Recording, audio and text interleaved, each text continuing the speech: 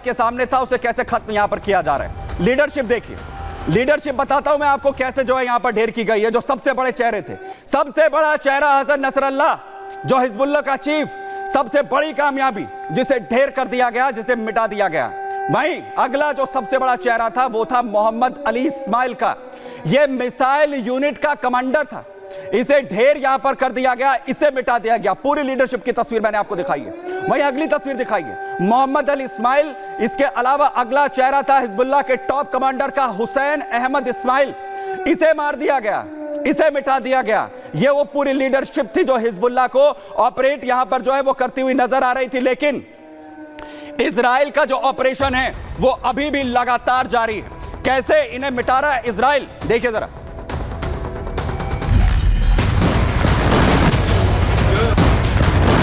Israel ने bunker में छिपे हिजबुल्लाह चीफ नसरल्लाह को उड़ा दिया।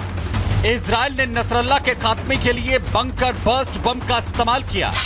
आईडीएफ ने इसके लिए करीब 80 टन बारूद का इस्तेमाल किया, जिससे नसरल्लाह अपने ही बिल में दफन हो गया। इन तस्वीरों को देख लीजिए।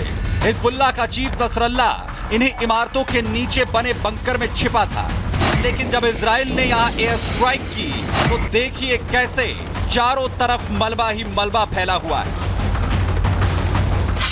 इजराइल का हमला इतना भयानक था कि अभी भी यहां धुआं उठ रहा है।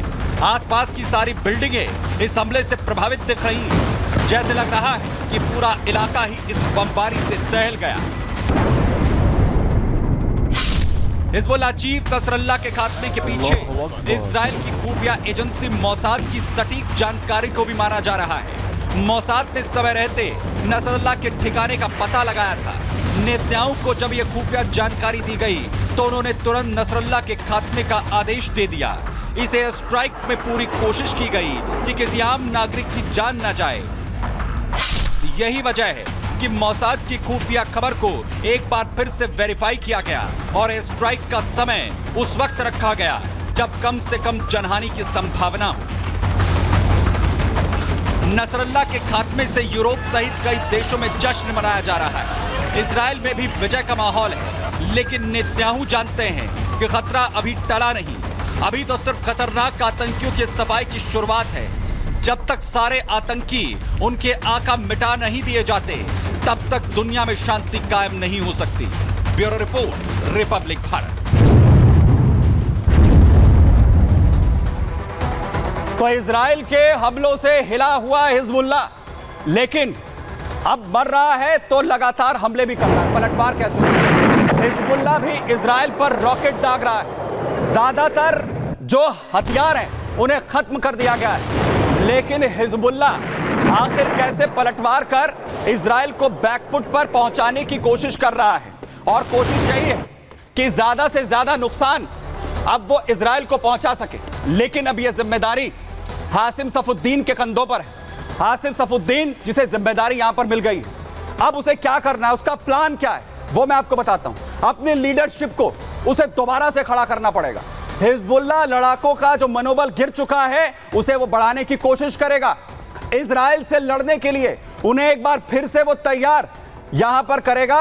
और साथ ही अब जो मित्र देश हैं उन्हें हथियारों की जो मदद है उसकी भी उसे पूरी तरीके से उम्मीद है। इजराइल पर बड़े हमले की तैयारी भी लगातार वो यहां पर कर रहा है। इजराइल से नसरल्लाह की मौत का बदला वो लेना चाहेगा। हाशिम की कोशिश संगठन में अपनी धाक पूरी तरह से मजबूत करने की है। हाशिम की कोशिश है कि संगठन में उसकी पूरी तरीके से मजबूती हो जाए। लेकिन यहां पर एक तरफ हाशिम की कोशिश संगठन की में अपनी मजबूती बढ़ाने की है, तो वहीं नसरल्लाह की बेटी ने क्या कहा है पहले मैं आपको सुनवाता हूं। يعز علينا فقد عزيزنا وأبانا وسيدنا وحبيبنا، ولكن كلكم بتعرفوا أنا هلأ شو طالعة أحكي. إحنا السيد ما تركنا وراح إلا وهو مطمئن شو ترك وراه. ترك وراه شعب صامد، شعب جبار، شعب بيعرف ياخد بالثأر. هيدا الكسر اللي جواتنا بده يتحول حقد، بده يتحول ثأر، بده يتحول نصر. بدنا نفوت على فلسطين، بدنا نصلي بالمسجد الأقصى. مأمومين بصاحب العصر والزمان عجل الله تعالى فرجه. ممنوع نضعف، لن نهن، لن نعجز، لن نري العدو عجزا.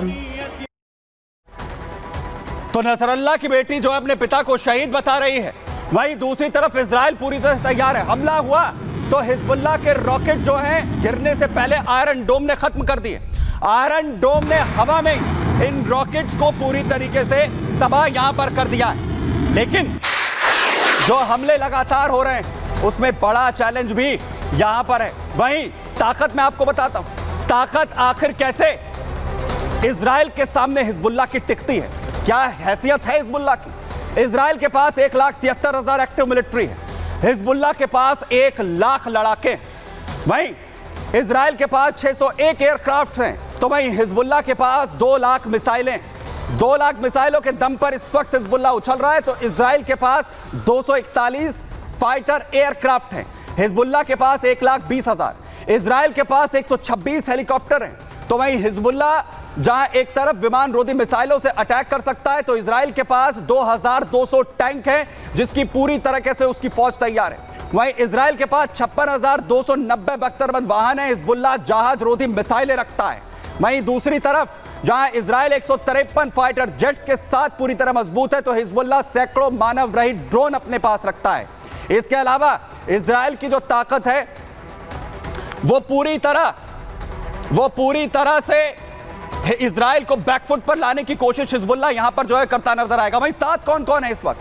हाशिम सफुद्दीन जो पूरी दुनिया से अपना समर्थन मांगने की यहां पर कोशिश कर रहा है। एक तरफ आप देख रहे हैं हाशिम सफुद्दीन को, जो दूसरी तरफ अली खामनेई के साथ यहां पर मुलाकात कर रहा है।